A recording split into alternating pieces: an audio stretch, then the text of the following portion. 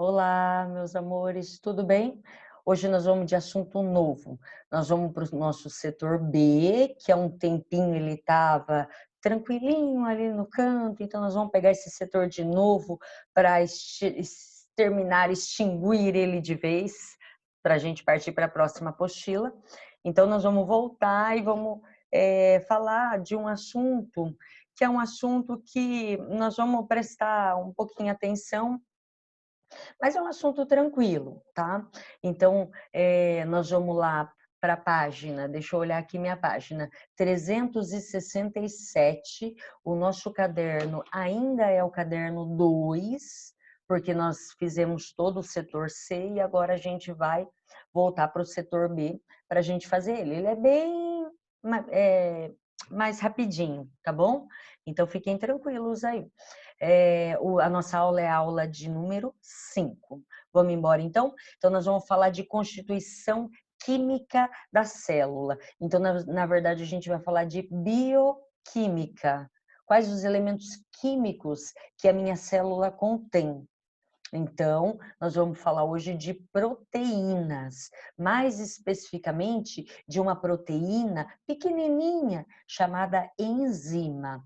Então, bora lá para a nossa aula de hoje. Vou abrir aqui o meu slide para vocês e vamos lá. Olha só, colocar no modo apresentação. Quando a gente pensa em composição química da célula, olha que legal. Eu vou ficar parada para funcionar direito. Quando a gente pensa em composição química da célula, gente, é fácil a gente pensar em composição química, quando a gente pensa assim, a gente é o que a gente come. Então, quando a gente pensa em sistema digestório e a gente analisa os tipos de alimento que a gente come, a gente também tem que pensar e ligar isso na nossa constituição. Então, quais são os 4 principais tipos de alimento que a gente come? Então, a gente come açúcares, que aí entra na turma dos carboidratos, a gente come proteínas, né? A gente come lipídios, as gorduras, e a gente come DNA, material genético. E quando a gente pensa na constituição química do nosso corpo, a gente vai encontrar esses 4 tipos de compostos, tá? E ainda quando a gente pensa em proteína, no nosso corpo, as proteínas têm uma função essencial.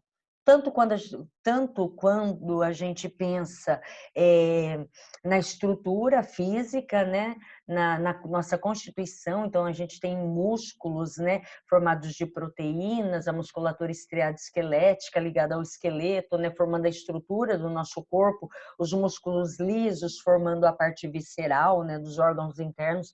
Então a gente tem tanto essa parte quanto a questão da função reguladora, né, as proteínas reguladoras, que aí vão entrar os hormônios que controlam o funcionamento de órgãos e sistemas, e as enzimas. É, as enzimas, elas vão ter esse espaço para elas, para a gente entender o que essas proteínas fazem, né? Lá no primeiro ano a gente viu bem detalhado o funcionamento, como elas eram, né? E hoje a gente vai relembrar isso, tá bom? Então, essa é a ideia. A enzima é, se acomodando, né, se encaixando, essa é a palavra, perfeitamente num substrato, aí mostra um apaixonado pelo outro, para vocês, aqui um sítio ativo, para vocês entenderem que essa questão é de encaixe mesmo, tá? E de perfeição, né? De dar certinho um com o outro, essa é a ideia. Tá? Então, primeira coisa, as enzimas são moléculas orgânicas e toda vez que o vestibular ou algum exercício, né, durante o colégio, falar para vocês a questão de enzima, automaticamente você tem que pensar no que a enzima é. Então, você tem que lembrar que a enzima é uma proteína. A outra coisa é a função. Para que serve uma enzima? Então, a enzima ela vai estar relacionada com uma reação química, uma reação química que está ocorrendo na célula. E a enzima ela tem papel catalisador, tá? Quando a gente fala em catalisadores, né, na química, a gente está falando de algo que acelera a velocidade de uma reação química. Então, essa seria a função. Uma reação química ela vai ocorrer de maneira mais acelerada quando eu tenho esse tipo de catalisador, ok? A outra coisa importante é eu pensar na especificidade de cada enzima. Então, por exemplo, se eu falar de uma enzima amilase, lembra que a dica é tudo que termina em ase é enzima. A enzima amilase, ela só vai reagir quebrando o amido. Então, ela é uma enzima própria para reagir, para encaixar o amido nela. Então, o sítio ativo dela é de encaixe do amido, a amilase. Se eu pegar, por exemplo, uma lipase, tem a ver com lipídio. Então, essa é a questão da especificidade. Então, o que a gente tem aqui na... deixa eu voltar aqui para ver se ele funciona de novo. Aí, eu tenho um substrato, o substrato ele vem na enzima, a enzima quebra esse substrato em 2 produtos. Essa é a ideia. Tá? Isso aqui é uma reação de quebra. As reações das enzimas também podem ser reações de síntese. Então, entra já as moléculas quebradas e a enzima vai ligar essas 2 moléculas. Pode ser assim também, tá bom? Aqui eu tenho algumas características dessa ação enzimática. A primeira coisa é que quando termina a reação e a molécula solta os produtos, a gente viu ali na animação, o que vai acontecer? Nada mudou com a enzima. Ela continua da mesma forma, com a mesma estrutura, ela continua perfeita na sua forma e na sua atividade, tá? Como toda proteína, porque ela é uma proteína, ela vai ter temperatura adequada para agir melhor, ela vai ter um pH específico para ela para agir melhor. Então, quando a gente pega o nosso sistema digestório, a nossa digestão ela é toda enzimática, é chamada de hidrólise enzimática. Então, na boca é um pH, e na boca tem uma enzima específica. Se eu pegar no estômago eu tenho outro pH. Então, vou falar em números para você. Na boca, o pH é 8, mais ou menos. Então, quem age nesse pH? Amilase. Se eu pegar no o meu estômago tem um pH superácido, mas é um pH específico para a enzima pepsina reagir. Porque senão ela não funciona, é específico para ela. O suco gástrico, que tem HCl, serve para a atividade da pepsina, que age em pH ácido, tá? Então, essa é a ideia.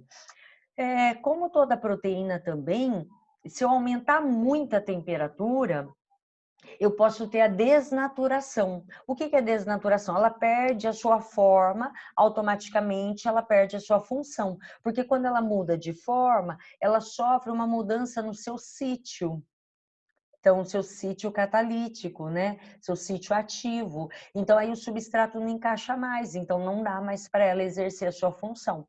Então, note aqui, então, o substrato entrando, quebrando ele em 2 produtos, ok? Aqui eu tenho uma enzima que encaixa um substrato, então ela está na sua função, e aí se eu aquecer demais essa enzima, se eu colocar uma variação de pH extrema aqui, eu tenho a desnaturação dela.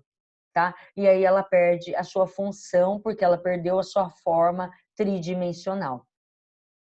Elaine, como que funciona essa questão de ser um catalisador, de acelerar uma reação química? É como se eu mudasse a minha rota, ou seja, a gente diz assim na química, a gente diminui a energia de ativação.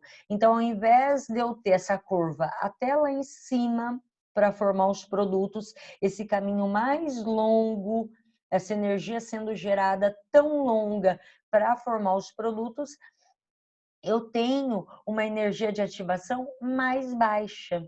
Então, com o catalisador, é esse tracejado. Então, eu diminuo a energia de ativação. É como se eu cortasse caminho para chegar no mesmo finalmente. Essa é a ideia. Aí, a gente pensa assim, ó, quais são as funções, né, dessas enzimas? A gente viu como ela funciona, como ela é. Quais seriam as funções?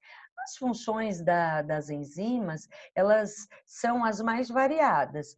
e a gente tem nelas uma importância vital. Então, a gente precisa delas para o nosso organismo funcionar com relação ao nosso metabolismo. Então, todas as reações químicas dentro do nosso corpo, eu vou encontrar alguma enzima atuando ali. Então, elas são de extrema importância. Aqui eu coloquei algumas funções. Então, por exemplo, elas atuam no sistema digestório. Aí eu dei o exemplo, né? A amilase, que quebra o amido, a pepsina, que quebra a proteína, a celulase, que a gente não tem. Quem que tem a celulase? Quem come celulose?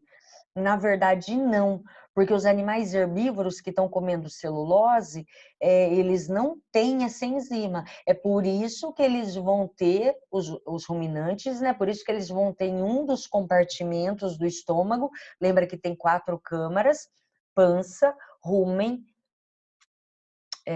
rumen, barrete, folhoso e coagulador. Você viu que eu parei para pensar, que eu achei estranho, ia dar mais.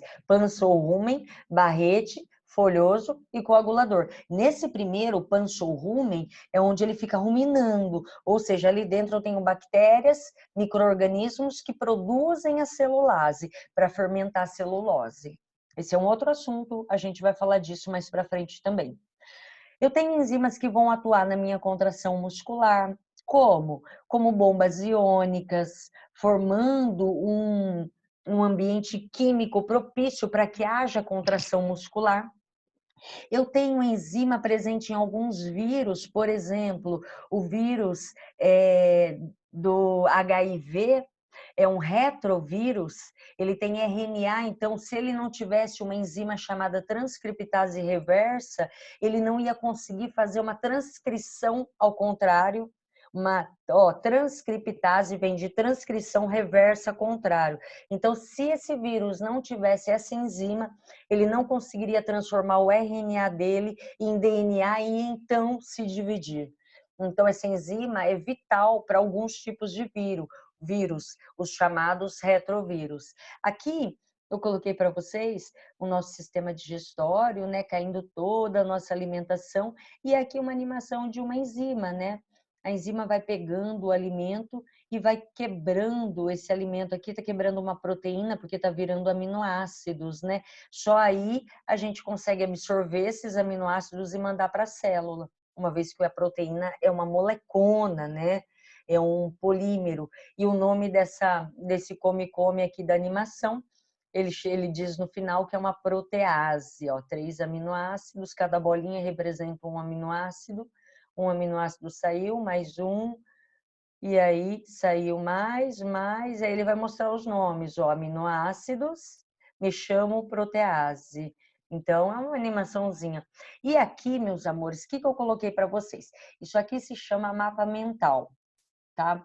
Isso aqui é muito importante para vocês estudarem. Todas as vezes que vocês viram algum assunto, eu ando falando muito disso para os alunos do cursinho, isso aqui é depois que você viu uma matéria.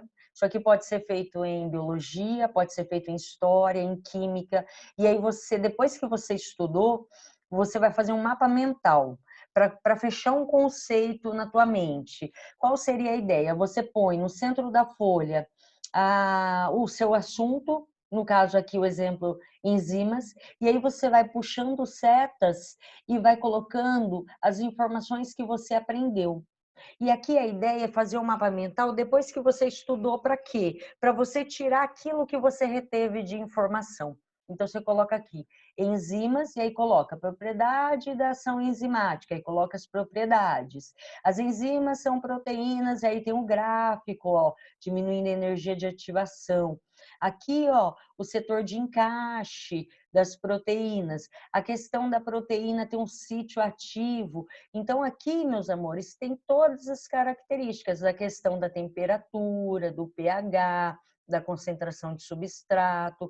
Então, aqui, esse slide mostra para vocês um mapa mental, que é super importante. Vocês têm que criar a prática de fazer isso.